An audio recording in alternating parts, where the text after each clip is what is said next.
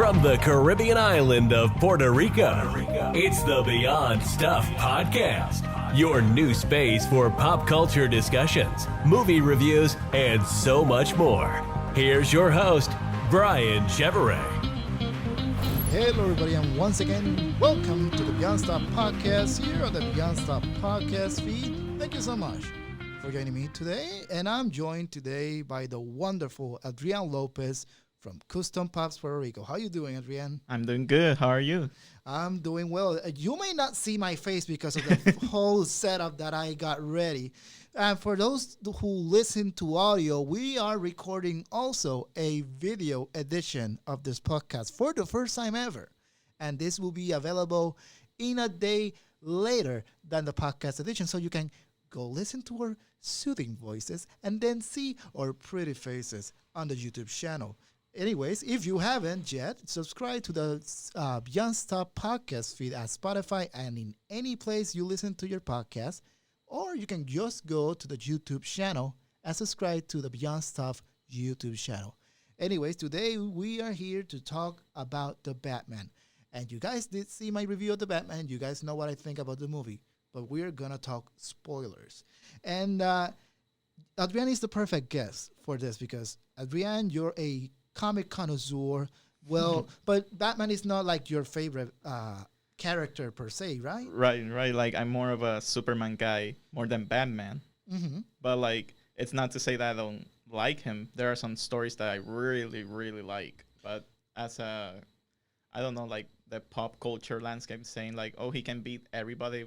It's like, well, I mean, he's a human. That's what I like about him, that he's mortal. Like, he can be hurt. He can be, like, feel emotions like a human. Exactly. What Batman is not my favorite superhero at all. Like, he's like in the top 10, but not really the top 3. No. Exactly. Like, my favorite heroes are Doctor Strange, Dr. Fate that we will see on Black Adam, and of course Scarlet Witch. But regardless, something about the Batman keeps calling me because I this is a rich world, and I'm all for rich worlds and rich characters.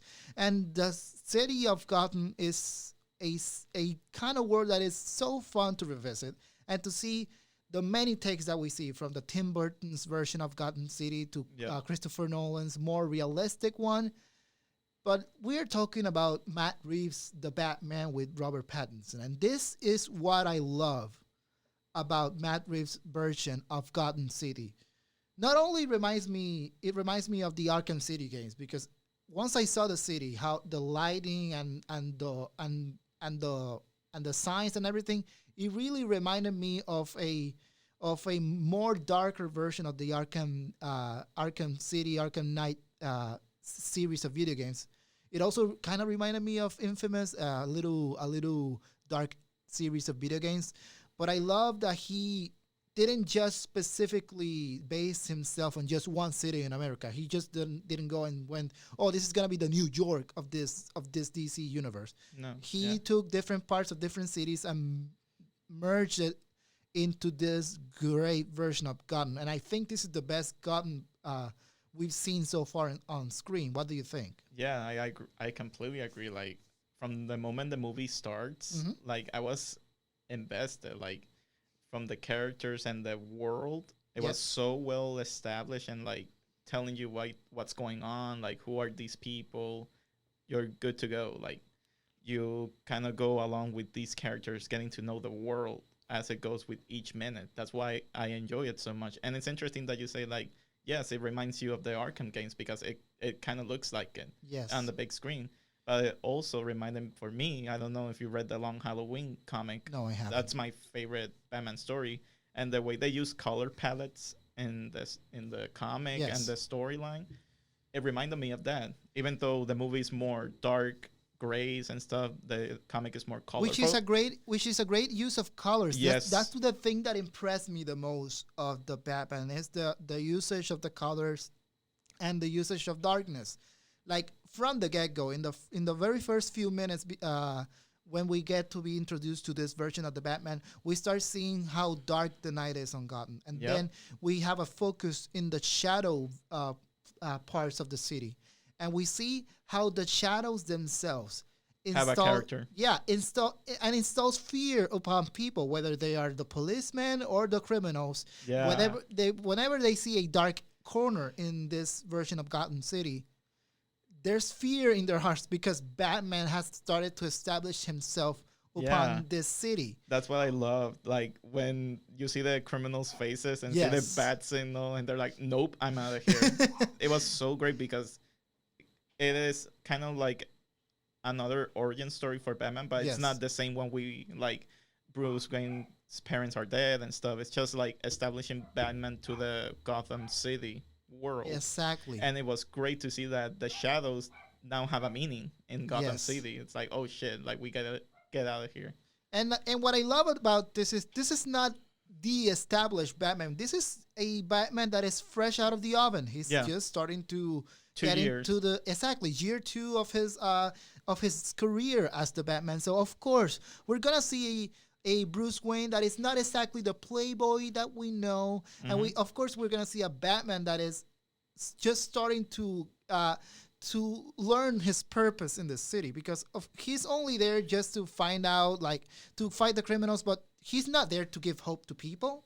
Yeah, he's just there to get the job done, and he gets the job done. What do you think of Batman's introduction into the story, and how powerful how powerful he is? Well, like he is pretty powerful.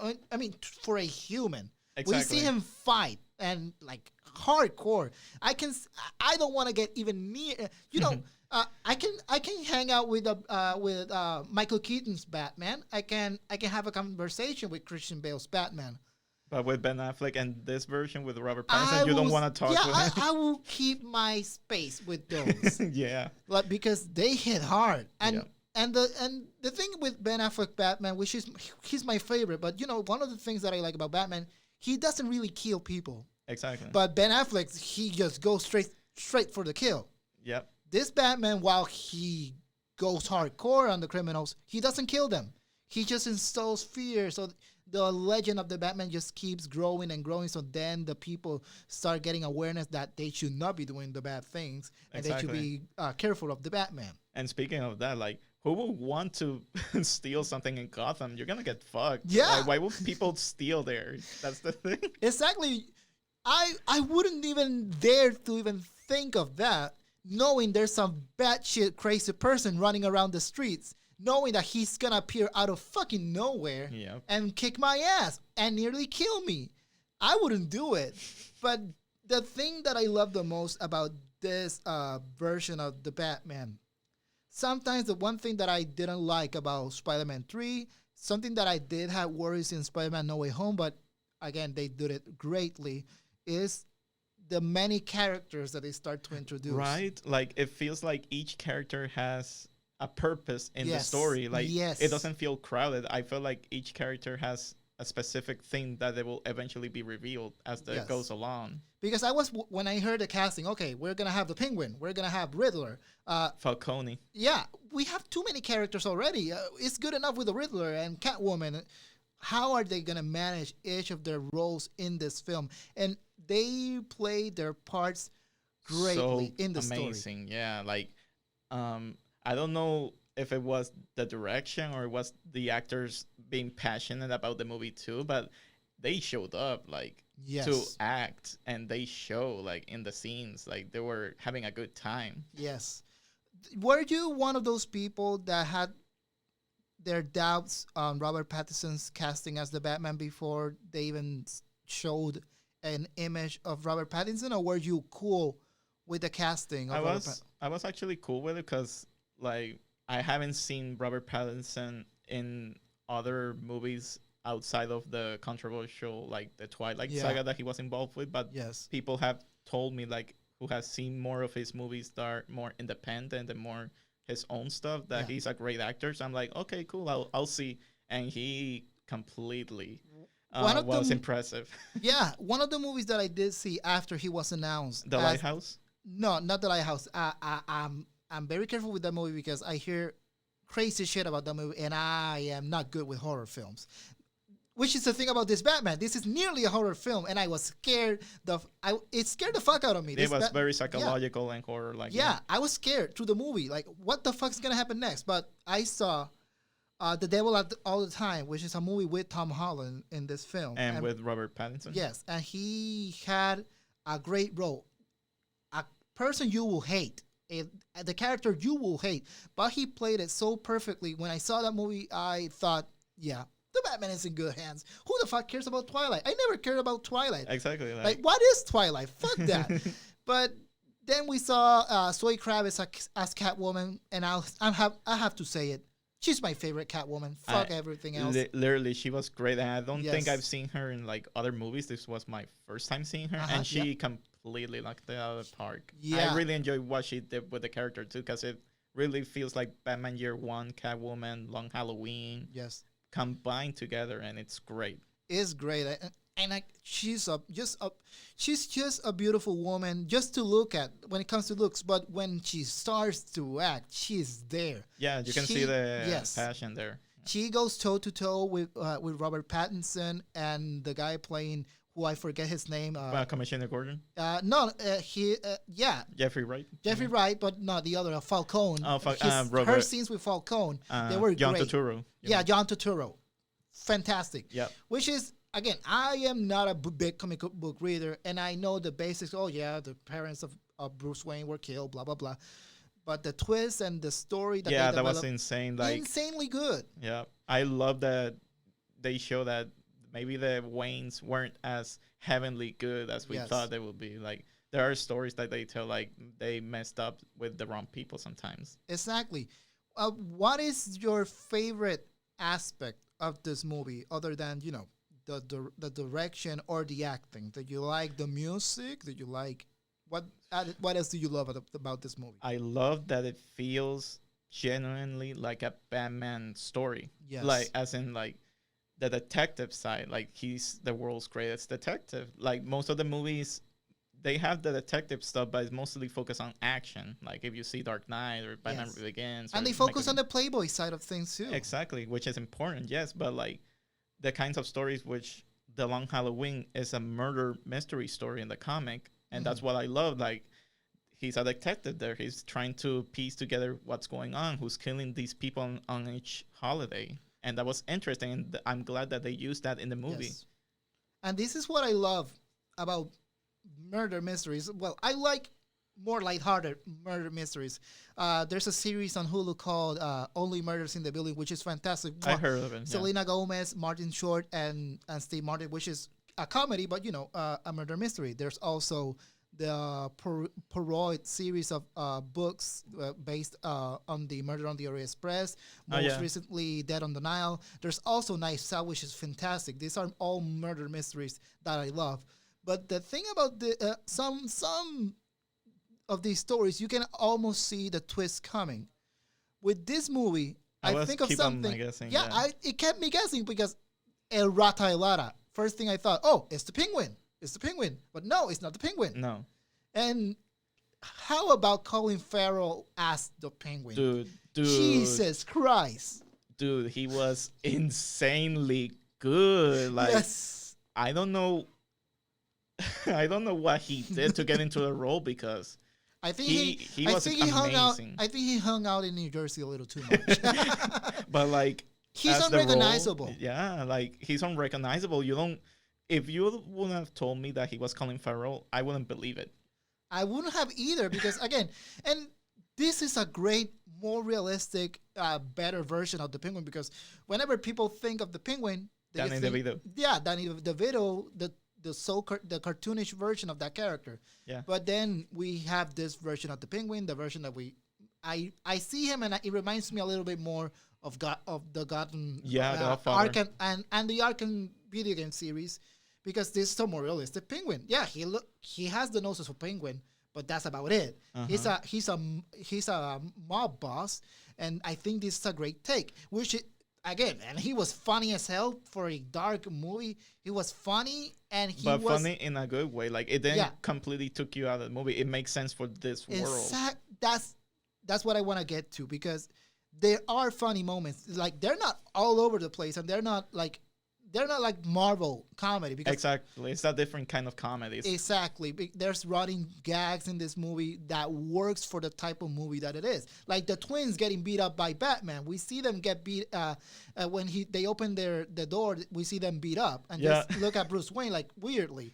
That's the kind of comedy that I love and that fits for the story. The one that got me so much was when he hits not intentionally Commissioner Gordon, and when they meet up at the top, you hit me too hard though. I'm sorry. And I have to say, I think this is the best Gordon Batman relationship we've ever seen. His presence alone, the guy is like, hey, calm down, calm the fuck down. Like when he was hitting the police, like, hey, like his presence alone, you felt it. Like the guy is a good actor. The thing, I had a small chance of hope when they started talking about a reboot of the Batman. Okay, can we at least use some of the characters established in the DCEU? Because I like J.K. Simmons.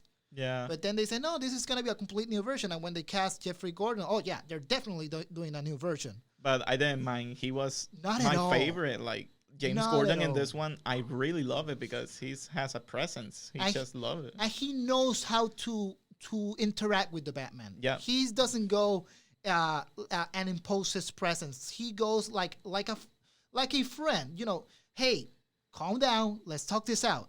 And he tries to protect Batman the best way possible because again, the police are after him. Yep. They're just letting Gordon play the things out with Batman to see if they can get to the bottom of the cases. Yeah. And again, Jeffrey Wright's presence works. Like the scene when he goes at the beginning when he goes to the crime scene. Yes. And Gordon passes, but the police says, "No, you cannot enter here, Batman."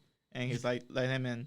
Yes. Like, he's with me. Like, with that voice, it's like, oh, shit. Which is one thing that is a shame for me to hear. Like, I heard recently, there's a Gotham PD series in the works, and they just put it on hold. I would have loved them to keep working on it because that would be a good chance to see more of this version of Jim Gordon. Yeah, I would love it. I mean, with the success the movie has, they already confirmed the Penguin spinoff, the Gotham PD and the they Selena. had to. They had to. Yeah, it is a great universe that they set up so well, and it feels like a good movie on its own. That's what surprised me, because yes, there is setup for future stuff, but like as a movie, you can just watch it and you feel complete without knowing a sequel is coming. Like, you know. And we talk about great heroes. One of the great allies to the Batman is Alfred, and though we don't get enough of Alfred in this one. I really enjoy it though. Yes. It got me by shocked that, whoa, they actually kill him? I was mad. Yeah, I was mad. I was like, holy shit. Because again, this is Andy Serkis, and we don't get to see him enough in like, we don't get to see his face enough. We know him as that known from Caesar. Caesar from the Planet of the Apes. We know him as King Kong. Snoke from the sequel trilogy of Star Wars, but we don't get to see him enough. We saw him on Black Panther. On Black Panther, but they kill him off. Literally, so I was pissed. It's a fucking waste.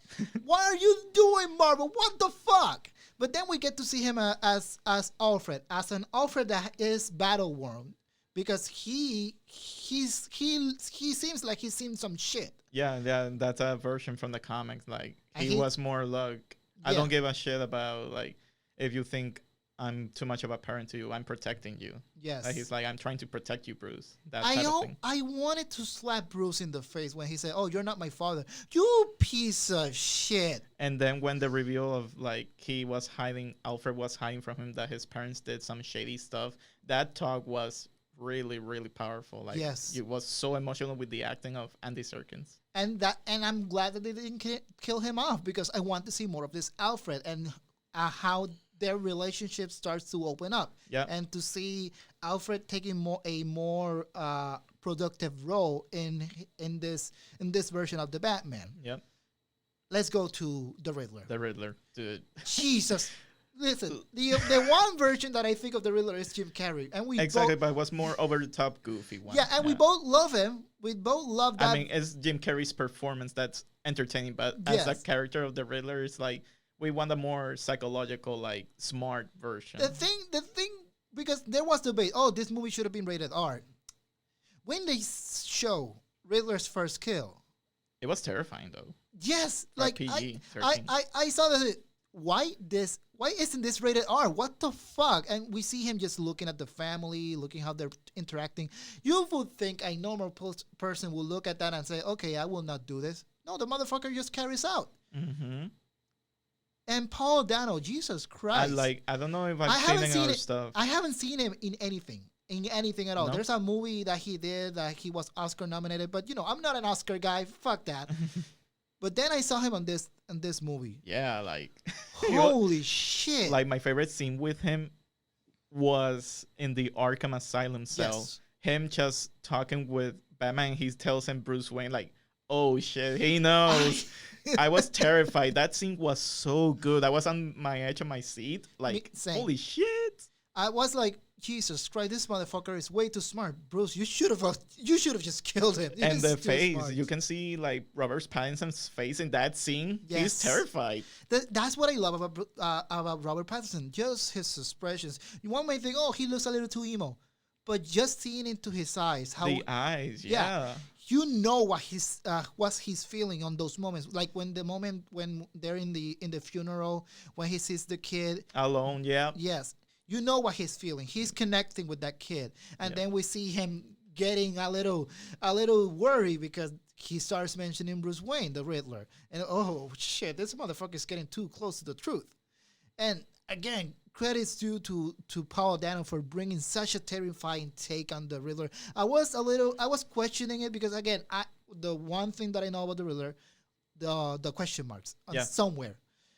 But this version is perfect. This version is so perfect because again, he makes the movie a lot more terrifying. Yep, like the riddles he does, like the murders he does, and like. I was trying to guess him too. Yeah, like he's being super smart and also creepy because usually Riddler isn't creepy. It's more like messing with someone's mind. Yes. But like this one is more terrifying because he's 10 steps ahead of you and you don't know what's going to happen. Yes. And you're like, oh, fuck. I love... And the thing is, the thing that I look forward to movies is the score. Michael Giacchino's score. Yeah, it was incredible, especially the Batmobile scene. Yeah. That's my favorite scene, the Batmobile. Like it was so good. That's the first time I get turned on because of a car. Because Jesus Christ, the thing is, we see things folding out, and we see that Batman got shot and he's down, blah blah blah, and then we hear the engines running. Yeah, and it you feel it through your body when it starts in the screening in the theater. Like, holy shit, this feels amazing. I was at the edge of my seat, just hear the sound design of that scene alone deserves to be nominated in next year's Oscars. Yeah, I hope because it was so good, and I'm not a car guy, and yeah, I've seen people's criticism. Oh, this is not like an over the top Batmobile. Yeah, but at first like. Yeah, I know that there are some versions that the Batmobile is just a simple car. Even the first appearance of the Batmobile in the 30s, it's just a red car. It doesn't speak Batmobile. But people just think about the Tumblr of the Dark Knight. They think of those over-the-top versions. Exactly, but I was at first skeptical, though. I was like, okay, let's see. But in the movie, it really blew my mind. Like, the way they set it up with the motors and the sound effects, it was great. Like, I dig it now. This may have been the best car scene chase of any Batman movie. Yep. Yeah, and the best since Mad Max Fury Road. Because it's so great because again the sound, the music and the intensity. Yeah, the adrenaline in it. And then when you see Batman crash into the Penguin and we see the car rolling. Yeah, it was intense. A normal person would have died. Yep. But no, the Penguin survives. He must be lucky. And then we see the Batman just walking to him like in the trailer. It was great. Like the people in my screen, they were cheering, they were clapping because it was so good. Yes. And you hear the music and the theme of the Batman just playing. The intensity was so good. Michael Giacchino hats off for him because we know many versions of the Batman theme. My favorite was the Danny Elfman's Batman theme. I think that's the definite version. Not anymore. It's this one. My favorite was the Hans Zimmer Junkie XL for BVS. Like that version of Batman's theme, I love with Ben Affleck. But this one beats. Like it is a great theme now. It's to me it's like the whenever I think of Batman, and even though after seeing the Batman, the notes dun dun dun dun starts playing automatically in my head. I was on Walmart yesterday, and I saw a display of the Batman, and the theme starts playing right in my head. And when I got to the car, I had to listen to it. And it's so funny too that when I was working with one of my coworkers at my workplace, she was doing a playlist on Nirvana, and when the song from Nirvana from the Batman starts hitting up, I just know the exact scenes, and it gives me goosebumps. Like the ending, like when he's saving that girl, like that woman. It's a well usage of Nirvana music. Yeah, it was so good. So good. It sets the tone perfectly. And the thing that I love the most about this movie is that they don't require to go over the top when it comes to, we are going to introduce superhero thing and everything. No. This is realistic. This is grounded. But it still feels comic booky, though. Yes. Because I was like, I don't remember in the movies per se, they mention Oswald Cobblepot as the Penguin. I don't remember.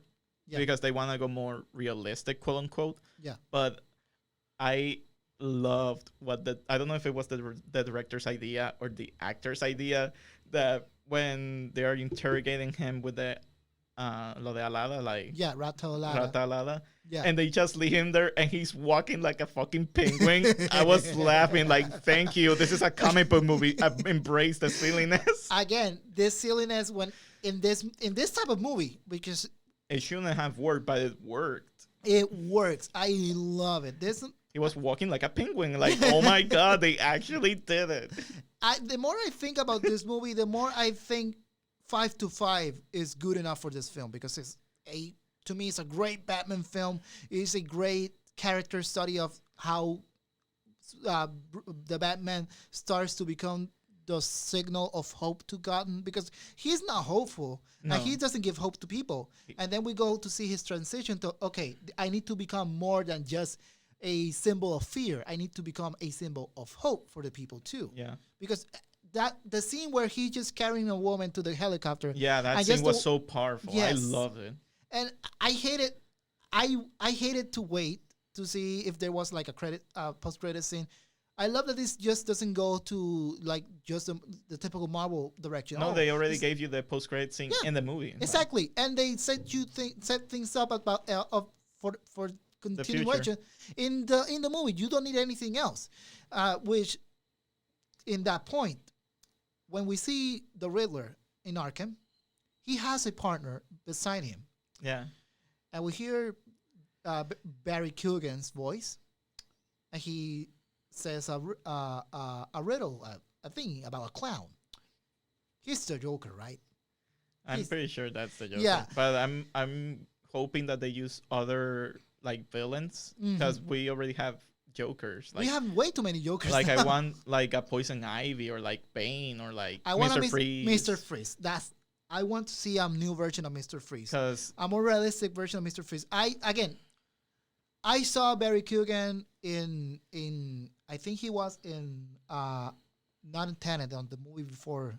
God, I'm forgetting the name of it's not 1917, but it's Dunkirk. I saw him on Dunkirk. And then I saw him on Eternals. He appears. I didn't know that was him. Like, oh shit, that's. And he was great. I love his relationship with Makari. Oh, I need more of that. But he plays well the Joker, and I like that he went in a younger direction. Yeah, we don't need the Joker in this universe. Right now, at least not yet. Right now, no. I prefer if they use other villains that they haven't used in a long time. There's villains in the animated universe. We know villains in the video games universe. You can take any of their versions and make it work in this new version of Batman. Yeah. And let's explore even more darker characters without going too fantastical, because I think the way this new universe in the multiverse of DC, the reason it's going to work is because it's going to be on its own pocket universe. You will not need the interference of a Superman or a Wonder Woman. You don't need any of that to make it work. Apparently he's in this universe because there was a Halloween costume party and there's one person who had a Superman costume. So maybe he appears. He does exist in this universe. Yeah, there was like, I don't know if you remember those. There's only one Superman I want to see on screen, and that's Henry Cavill. That's the one I want to see. I know. But like, maybe there's a whole universe that Matt Reeves can eventually like explore. That it's not just Gotham City that maybe exists in Metropolis or Amazon's exist. And the one thing that I love, because DC has been on a roll, because Peacemaker, come on. Peacemaker was hilarious as fuck. The thing that I love that DC is doing right now, after learning their mistakes in the handling of Zack Snyder's universe, is that now, after all this time, they're giving their creators their space to make their craft. Whether it works or not, we'll have to see with the public. Yeah, because I feel like Warner Brothers, the higher ups, I don't know what happened. They just wanted to rush things too fast, and they asked the director to just make a shared universe quick. Yes. I don't blame the directors at all. It's just the higher ups that, for some reason, wanted to rush things too quick. Yeah, and I, in a way, I do not blame the executives at Warner Brothers, because again, the cinematic universe business is money. I mean, we see how many billions of dollars every Marvel movie is doing. But what had happened in Marvel is that they took their time in establishing each character, and they didn't rush to the cinematic universe. DC doesn't need that. And while we do have with the Flash and Aquaman and all that, you don't need a cinematic universe to tell a great story. Exactly. Like the Batman was a great example. And the Joker too. Yeah, the Joker. They work. And so as long as they give their creatives all of the power to make a good story, and as long as it works to the people, I think Warner Bros. Should be fine. They're going to be making a lot more money. Because the other successful cinematic universe that was working outside of Marvel Studios, because the Dark Universe failed. Yes. Massively. Yeah. And the Power Rangers one didn't the reboot. Yeah. But like the Sony Amazing Spider-Man universe failed. They didn't continue that. But the only one that was successful was the Monsterverse, and it was because each director had a unique vision in each movie. I don't know if you've seen them, but each movie has a different feel to it. Mm-hmm. And it doesn't need to connect directly, but also parts of the same universe. Exactly, and we can have it all. Now in this world of multiverses, thanks to Spider-Man No Way Home, people can just go ahead and just choose any movie to watch, and okay, this connects with this, and this doesn't connect.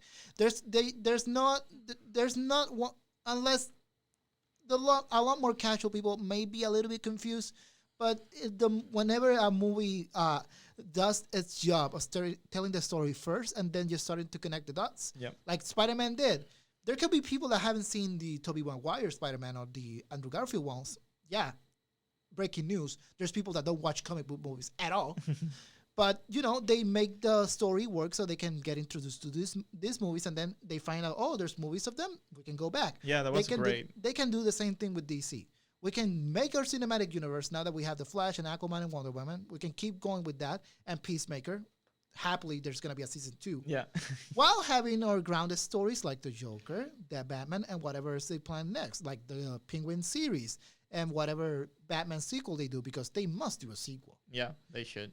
And this means that DC is finally learning from their mistakes. And we're going to see more great product from DC. I personally cannot wait for Black Adam, even though Black Adam is not a character I'm excited per se, just the characters surrounding him. I just hope how they connect him with Shazam, because we already have a Shazam. How is he going to connect? Exactly. Because he's the biggest villain. Yeah. That's the one thing I'm worried, how they connect to Shazam. Because if you leave it to The Rock, he's just going to make his own thing. So we'll see what happens with that. We have the DC League of Super Pets coming up. We have Aquaman, Flash that were delayed. But unfortunately, they got delayed. I don't know what's going on. Like, did you heard? Like, they got delayed. Yeah, I made a podcast not too long ago just reacting to those news. And they said, oh, the effects weren't done because of COVID-related delays. I don't buy it. No, something's going on. Yeah, something's going on. But I'd like to be optimistic and say, oh, they're just taking their time to make the best product possible. Because I'm excited to see Michael Keaton back as Batman. I cannot wait to see how they send off Ben Affleck's Batman into the sunset. And how they're gonna start with that universe. And the only good thing about the release date shift is that we are gonna get Shazam this year. Yeah, I'm excited because I love the first Shazam. That was a great wholesome superhero film. And we're gonna have Helen Mirren playing a villain, and we're gonna have Rachel Ziegler from West Side Story. So maybe after Black Adam and then the Shazam 2 movie, that's when they're gonna like, okay, now it's gonna be Shazam versus Black Adam because that's his biggest villain. Exactly. Again, if we're gonna go off to think what's gonna happen with DC moving forward, basing our judgments on the Batman, Peacemaker, the Suicide Squad, Joker, we already know we're in for a good time. Yeah. So hopefully things go forward. Hopefully things go well. And with that being said, I think I'm gonna change my, because I think I gave it a 4 out of 5 on my review, but I'm gonna give it a 5 out of 5. The Batman. Yeah, like I feel like I was when I got out of the theater. Sorry. Yeah. I was like thinking about the movie. I'm like, I don't remember any moment that drags. I was consistently invested in each scene. All the casting was excellent. Like, this movie is a 10 out of 10 for me. It feels like a Batman live action movie in a way that the other movies haven't really explored that much about, like the detective side. Like, it's a murder mystery and he's the world's greatest detective. Like, go with that, and it feels like you're along with the ride of finding the mystery with the Batman. Exactly. I love it. Like, again, I cannot praise the cast enough. Everybody was so good. And then it's funny because the Batman wasn't really on my like top 3 or like top 5 most anticipated movies of the year, even though I was really excited. And after seeing it, I'm like, this movie, I don't know the other movies that will be released this year have a lot to compete in terms of like good quality, good story, with the casting. Like, this movie is gonna win, like, I don't know, like best movie of the year or something, because it was so good. More than likely. This movie wasn't in my top 3. It was in my top 5, definitely. But when I got into this movie, it's definitely my top movie of the year. And this is early on. It's my top favorite movie of the year. Yeah, and we haven't been in the summer season yet. Yeah, so those movies have a lot to compete. We are in for a good time, and that's the best getaway from this. We're gonna have a good time in the movie theaters now that we're starting to recover from the pandemic. Exactly. It's finally time to start enjoying movie theaters again and enjoying these movies like they're supposed to be enjoyed. In the big screen. Exactly. Anyways, Adrian, thank you so much for joining me on this version of the podcast. Thank you. And the guys can follow you at CustomPopsPR, right? Yeah, CustomPopsPR on Instagram. Exactly. And you guys can follow me at TheBrianChevrolet on Twitter and at BeyondStopPR on every other social medias. And, well, I'll be seeing you guys next time.